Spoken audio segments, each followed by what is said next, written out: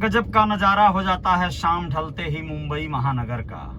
जी हाँ दोस्तों, मुंबई महानगर एक ऐसा शहर है जो देश के अन्य शहरों से बड़ा अलग है, बड़ा शानदार है। यहाँ का ट्रैफिक जाम तो थोड़ा सा कष्ट दे सकता है, लेकिन ये समझिए कि उसके अलावा भी कुछ खासियत है, यहाँ की कुछ खूबसूरती है, उसको भी तो ध्यान में रखना होगा। नमस्ते, मैं हूँ अजय साहनी और आप सभी का पुनः एक बार अपने पेज पर हार्दिक स्वागत करता हूं, अभिनंदन करता हूं। आप लोगों को बताने जा रहा हूं एक ऐसी घटना के बारे में जो सुनकर आप लोगों को लगेगा कि मुंबई महानगर में बहुत सारे बच्चे, युवक युवतियां आते हैं अपनी जिंदगी में अपने कैरियर को बनाने, अपने जिंदगी को संवारने, लेकिन क्या उनकी जिंदगी के साथ हर बार इंसाफ होता है?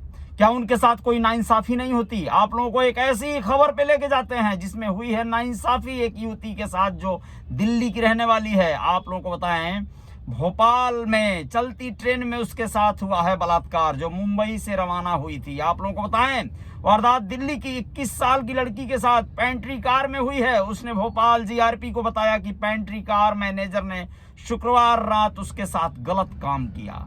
तब करीब 10 बज रहे थे रात के। समय के मुताबिक जीआरपी का अंदाजा है कि ट्रेन हरदा से इटारसी के बीच रही है। उसी समय ये वारदात को अंजाम दिया गया है। आप लोगों को बताएं कि युवती ने कहा है कि मैं 21 साल की हूं, पुरानी दिल्ली में रहती हूं, 9 फरवरी को दिल्ली से मुंबई गई थी। वहां लोगों ने बोला कि मुंबई अच्छा नहीं है, तुम वापस चली जाओ, यहाँ पर लोग लड़कियों को बेच देते हैं। इस वजह से वो डर गई और लोगों के कहने पर शुक्रवार दोपहर 12 बजे मुंबई से दिल्ली के लिए वो रवाना हो गई। ट्रेन पकड़ ली। इस ट्रेन में भीड़ थी, इसलिए वो भुसावल स्टेशन पर उतर गई। यहाँ से शाम 6 बजे यशवंतपुर निजामुद्दीन संपर्क क्रांति एक्सप्रेस 12629 जिसका नंबर है, उसके एसी कोच में वो सवार हो गई और फर्श पर ही कंबल बिछाकर वह सो गई। रात करीब 8 बजे मोटा लंबा तगड़ा एक आदमी आया। वह नीली शर्ट पहने हुए था। उसने उठाकर उसे बोला, यहाँ क्यों सो रही हो? जनरल डिब्बे में सीट खाली है,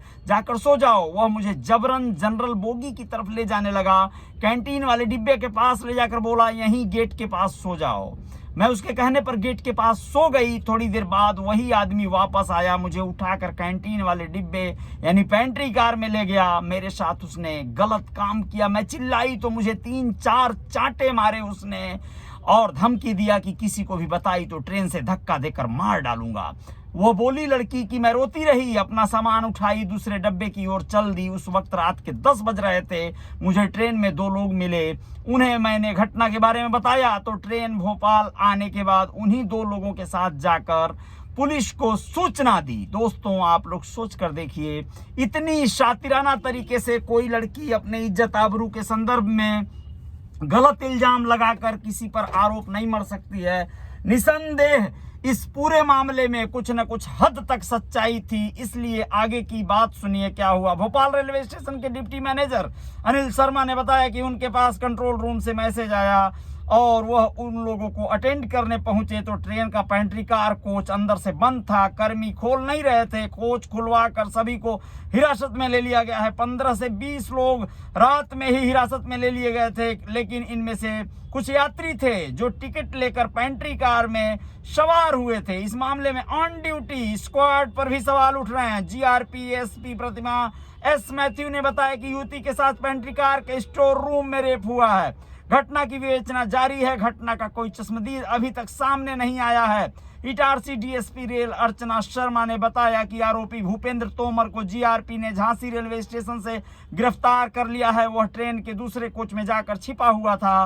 भूपेंद्र भिंड का रहने वाला है। इटारसी में ट्रेन का स्टॉपेज नहीं है। यहां से ट्रेन निकलने के बाद घटना सामने आई, इसलिए भोपाल में ट्रेन को स्टैंड किया गया। अब आप लोग सोचिए कि इस तरह की वारदातें, इस तरह की घटनाएं जब युवकों के साथ, युवतियों के साथ घटित होती रहेंगी तो शहरों से भरोसा तो ऐसे ही उठता रहेगा। जिनको सुरक्षा की जिम्मेदारी दी गई है वो लोग ही जब आबरू लूटते रहेंगे लड़कियों का, तो कैसे बेटियां यहाँ पर सुरक्षित महसूस कर पाएंगी? कैसे एक शहर से दूसरे शहर अकेली जा पाएंगी? दुर्भाग्य है हमारे देश की अभी व्यवस्था का, ये दुर्भाग्य है।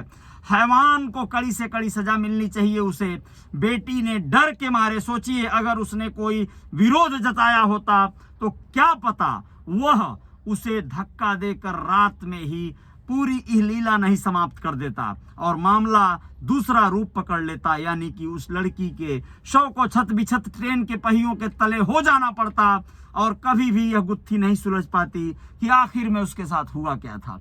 सोचिए कितनी बड़ी हैवानियत किया है उसने। आप लोग ऐसे लोगों के लिए क्या सजा मुकर्रर करते हैं मुझे नहीं पता, लेकिन कोर्ट के बारे में तो इतना पता है कि जब तक कोई सही गवाह नहीं गुजरेगा, जब तक सटीक कोई लोग ऐसे सामने नहीं आकर गवाही देंगे, उस लड़की की अकेली चीख पुकार को तो मान्यता ही नहीं मिलेगी। दुर्भाग्य है हमारी कानून व्यवस्था का भी। बने रहिएगा रियल रिपोर्टर न्यूज के साथ। मेरे पेज पर आप लोग मुझे फॉलो करते हैं, इसके लिए शुक्रिया। आप लोगों के लिए बहुत शीघ्र बहुत जल्द हम अपने इस पूरी व्यवस्था को अपडेट कर रहे हैं और यहाँ पर एक लेडी फीमेल एंकर रिपोर्टर की उपस्थिति होगी। आप लोग देखिएगा, शानदार तरीके से परफॉर्मेंस होगा, जय जयकार होगी। इंस्टाग्राम पर फॉलो कर लीजिएगा मुझे और आप लोगों को बताना चाहेंगे कि इसी पोस्ट के डिस्क्रिप्शन में आप लोगों को मिल जाएगा अजय साहनी स्टार की लिखी हुई कहानियों का लिंक। अगर आप पढ़ना चाहते हैं हमारी कुछ रोचक कहानियों को तो अमेज़न किंडल पर जाकर उसे पढ़ लीजिएगा। आप लोगों को लगेगा कि यह व्यथित, यह सुव्यवस्थित कहीं न कहीं सजाकर समाज की कुप्रथाओं को सामने रखने का कार्य करते हुए अपनी कलम को हम अपना आयाम देते हैं। जय जयकार जारी रहेगी। फॉलो कर लीजिएगा मुझे मेरे इंस्टाग्राम पेज पर भी, जिस पर आप लोगों का हार्दिक स्वागत होगा, अभिनंदन होगा। सब्सक्राइब कर लीजिएगा यूट्यूब चैनल को रियल रिपोर्टर न्यूज स्टार जिसका नाम है। बहुत बहुत धन्यवाद, आभार। आप सभी का जय जयकार जारी रहेगी। जय हिंद, जय भारत। अपना ख्याल रखिएगा। बहुत बहुत शुक्रिया।